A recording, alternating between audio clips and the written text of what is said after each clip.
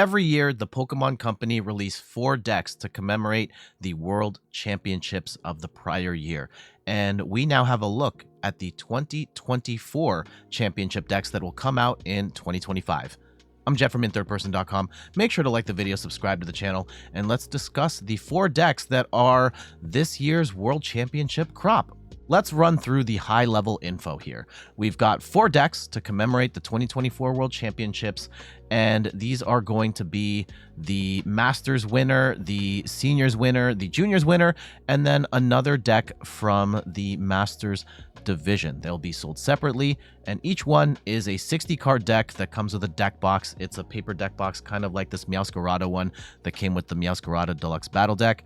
It'll come with a booklet that commemorates the event. Really nice little book that commemorates the event with lots of pictures and information on everything that went down.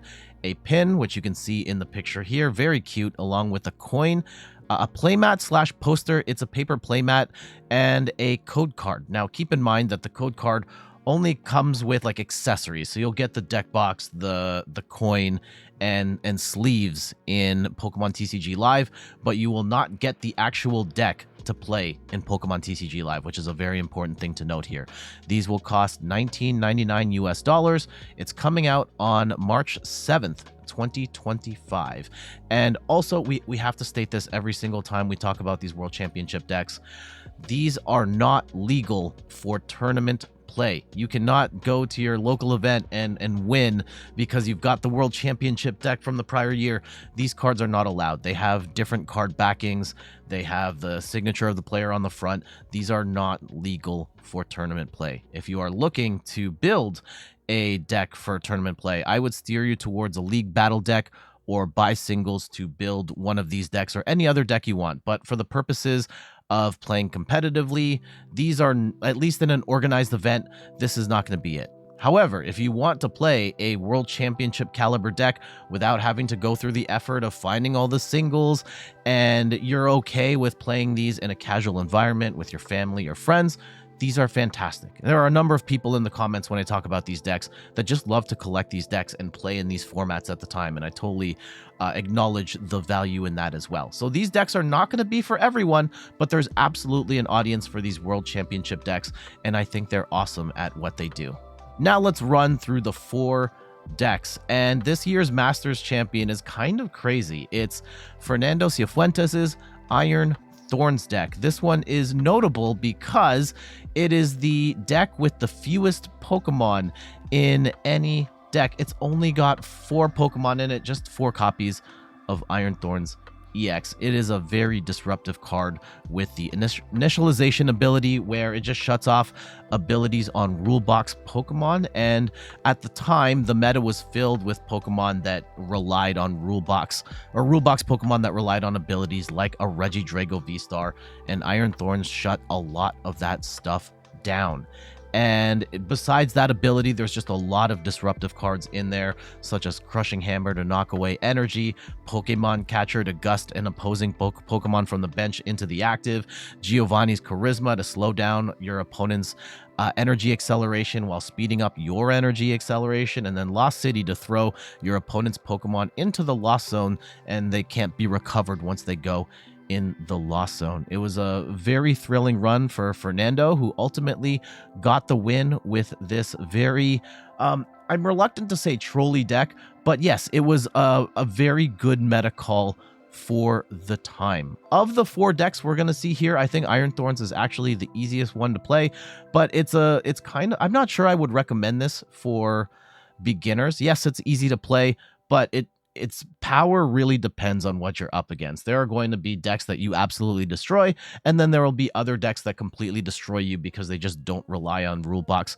abilities. I personally love Iron Thorns. I have built this deck myself before the World Championships even happened, and I'm glad to see it get a championship deck, though I do think there are going to be people who don't know the full context and they just buy it because it's the Masters World Champion deck and they're like, where the heck are the rest of the Pokemon?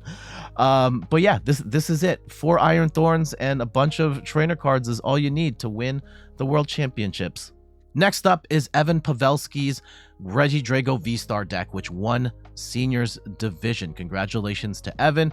And Regidrago V-Star has been the MVP of 2024. Ever since it paired up with Tealmask Ogrepon and Dragapult in Twilight Masquerade, Regidrago has finally fulfilled its potential and is dominating the metagame. Most recently at Toronto Regionals, Regidrago V-Star took 6 of the top 8 spots, and Evan's list, as you see here, is not that much different from where we are in the Surging Sparks format. Like, maybe you take out one Dragapult and the Halucha, maybe you put in the Haxorus and something else, but otherwise this is a pretty stock list to what we have right now, and it's insanely powerful. This is one that I would heavily consider if I was in the market for a championship deck. It is a little bit on the harder side to play, but Regidrago is a ton of fun, insanely powerful, and because of the different attacks it can copy, it pretty much has answers to anything in the meta. And now, granted, you're going to be playing against family and friends, and the rules are going to be a little more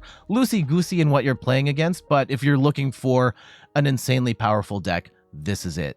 Now let's go to the juniors division, where Sakuya Ota won the whole thing with their Ancient Box list. And at the time, Ancient Box was considered a sleeper hit for the event, and Sakuya was able to capitalize and win the whole thing in juniors. This is a deck that primarily attacks with Roaring Moon, where its damage, it goes up and up based on the number of ancient cards in the discard pile.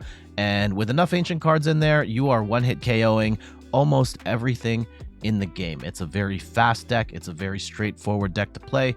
Probably on the easier side of this. I say the third easiest deck out of the 4 to play, but it does have a lot of firepower in the Roaring Moon, being able to build itself up to a point where it can one-hit KO multi-prize Pokemon. I also love that this one has Secret Box in there, where you can discard 3 cards from your hand and then just grab a whole bunch of stuff, an item, a tool, a supporter, and a stadium, giving you a ton of value out of 1 card. Congratulations to Sakuya for the win. The last one's a little bit of a surprise. We were expecting Shinosuke Suikawa's Roaring Moon deck here, which was 2nd place, but I think the Pokemon Company looked at it and said, Roaring Moon is a little too close to Ancient Box. They do share a lot of cards, trainer cards in particular, and it's a little bit too much of a duplicate. So they ended up going the next one down, and we ended up getting Jesse Parker's Miraidon deck. And I don't think they'll be, I mean, no offense to Roaring Moon, but Miraidon is a fan favorite deck. Jesse Parker had an amazing run going into the World Championships. They were undefeated going into semifinals with a deck that I think a number of people were sleeping on. People did not have Miraidon as a favorite to win the whole thing. And then Jesse went undefeated right until the semifinals, where unfortunately they ran into Iron Thorns, which is a horrible matchup for Miraidon. But everyone was rooting for Jesse. I was rooting for Jesse and rooting for Miraidon because Miraidon's one of my personal favorite decks. And we have a really strong build of it here with the Miraidons to set up your lightning Pokemon, multiple copies of Iron Hands to take extra prizes. Raikou an efficient attacker. And we've got a ton of support Pokemon in here as well. Squawkabilly, Greninja, Mew, Lumineon, Fezandipity, Zapdos, Iron Bundle. This is a deck that is very fast, very aggressive. It gives you multiple ways of approaching a battle, whether you're attacking with Raikou, Miraidon, Iron Hands, and it's really cool that it ended up getting a league or a World Championship deck, especially because there is a league battle deck for Miraidon EX, and if you want to play competitively, you probably still want to get the league battle deck because you can't use these World Championship decks in an organized event. But my biggest issue with the Miraidon League Battle deck is that it kind of has the wrong Pokemon. It decided that Pokemon at the time, and I understand why, just because of production timing and stuff, they made the League Battle deck based on early Regieleki builds, which is not where Miraidon ended up going. It went more like this with the Raikous and the Iron Hands, and depending on the timing, Raichus. And unfortunately, like even now, you can buy that League Battle deck, but then you have to buy a whole bunch of singles because it doesn't have any of the extra attackers and none of the support Pokemon in there. But if you're okay with not having a tournament legal deck, you can get all of those Pokemon in this World Championship build and just play it out of the box without having to go through the hassle of finding all these cards separately. And for that, that's kind of awesome. One last time, in case you missed it, these decks are not tournament legal, and the code card does not include a code to play the deck in Pokemon TCG Live. But if you are looking for a championship level deck for a casual environment and you want to play on a budget and you're not worried about the tournament legality, these are awesome. And they do represent 4 very distinct playstyles, and I think they are really fantastic choices for players that are looking to get a world championship caliber deck, or for those that are just looking to collect these as a memento for the 2024 world championships.